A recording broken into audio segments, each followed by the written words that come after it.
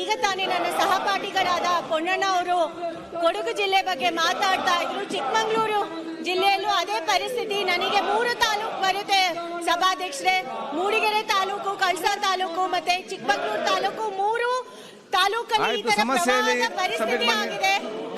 ಸುಮಾರು ಕಡೆ ಮನೆಗಳು ಜರುಗೋಗಿದೆ. ನಿನ್ನೆ ಮೊನ್ನೆಯಿಂದ ವಾಡಿಕೆಗಿಂತ ಜಾಸ್ತಿ ಮಳೆ ಆಗಿದೆ. ನಾವು ಅಷ್ಟೊಂದು ಮಳೆ ನಿರೀಕ್ಷೆ ಮಾಡಿರ್ಲಿಲ್ಲ. ನಮ್ಮಲ್ಲಿ ಏನು ಜನ ಇದ್ದಾರೆ 50% ಶೇಕಡ 50% ಎಲ್ಲ ಲೇಬರ್ ಕ್ಲಾಸ್ ಜನನೇ. ಅವರೆಲ್ಲರೂ ಈ ತರ ಮಣ್ಣಿನ ಮನೆಯಲ್ಲೇ ಇರೋದು ಸಭಾಧ್ಯಕ್ಷರೇ. ಅದರಿಂದ ಮನೆ ಒಂದು 50ರಿಂದ 100 ಮನೆಗಳು ಜರುಗಿ ಹೋಗಿದೆ. ನಾನು ನಾಳೆ ವಿಸಿಟ್ ಮಾಡ್ತಾ ಇದ್ದೀನಿ. ಆದ್ರೆ ಅಧಿಕಾರಿಗಳು ಕೂಡ ನೋಡ್ತಾ ಇದ್ದಾರೆ. ನಾನು ಸರ್ಕಾರದ ಹತ್ರ ಏನು ಒತ್ತಾಯ ಮಾಡ್ಲಿಕ್ಕೆ ಇಷ್ಟಪಡ್ತೀನಿ ಅಂದ್ರೆ, ಏನು ಫ್ಲಡ್ ಅಲ್ಲಿ ಮನೆಗಳಿಗೆ ನಾವು ಪರಿಹಾರ ಕೊಡ್ತೀವಿ 5 ಲಕ್ಷ ಅಷ್ಟು ಕೊಡಬೇಕು ಅಂತ. ಯಾಕಂದ್ರೆ ಈಗ ಸದ್ಯದಲ್ಲಿ ಮನೆಗಳಿಗೆ ಬರೀ ಏನಾದ್ರೂ ಸಂಪೂರ್ಣ ಜರುಗಿ ಹೋದ್ರೆ 1,60,000 ಮಾತ್ರ ನಾವು ಮನೆಗಳಿಗೆ ಕೊಡ್ತಾ ಇದ್ದೀವಿ. ಅದು ಸಾಲದಿಲ್ಲ ಈ ಪರಿಸ್ಥಿತಿಯಲ್ಲಿ. ಯಾಕಂದ್ರೆ ಹೆಚ್ಚು ಕಡಿಮೆ ಎಲ್ಲಾ ಕೂಲಿ ಕಾರ್ಮಿಕರು. ಅದಕ್ಕೆ ಸರ್ಕಾರದ ಹತ್ರ ಮನವಿ ಮಾಡ್ತೀನಿ, 5 ಲಕ್ಷದಷ್ಟು ಫ್ಲಡ್ನಲ್ಲಿ ಪರಿಹಾರ ಕೊಡಬೇಕು ಅಂತ. ಮತ್ತೆ ನಾನು ಲೋಕೋಪಯೋಗಿ ಸಚಿವರ ಹತ್ರ ಕೇಳ್ಕೊಳ್ಳಿಕ್ಕೆ ಇಷ್ಟಪಡ್ತೀನಿ. ಬ್ರಿಡ್ಜ್ಗಳೆಲ್ಲ ತುಂಬಾ ಮುಳುಗು ಹೋಗಿದೆ. ಯಾಕಂದ್ರೆ ಎಲ್ಲ ನದಿಗಳು ಏನು ಮಿತಿ ಮೀರಿ ಹರಿದು ಹೋಗ್ತಾ ಇದಾವೆ. ನನಗೆ ಸ್ಪೆಷಲಿ ಕಳಸ ಭಾಗದಲ್ಲಿ ಯಾಕೆ ಅಲ್ಲಿ 7 ಸರ್ಕಾರಕ್ಕೆ ಮಳೆ ಬಂದಾಗ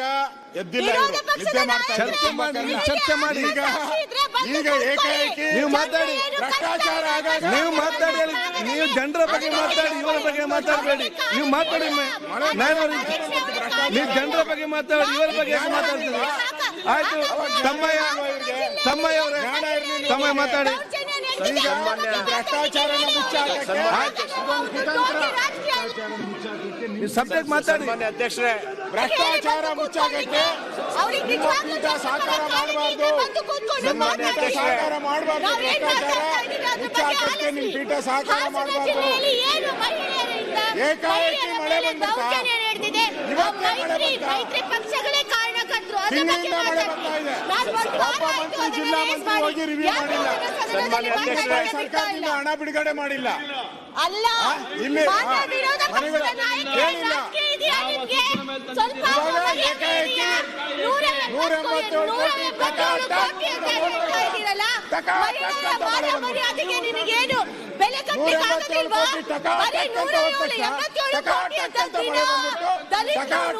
ಕಾಂಗ್ರೆಸ್ ಅವ್ರು ಗೊತ್ತಾಗ್ತು. ಸಾವಿರಾರು ಮಹಿಳೆಯರಿಗೆ ಎಷ್ಟು ಹುಷಾರು ಇವರು, ಎಷ್ಟು ಹುಷಾರು.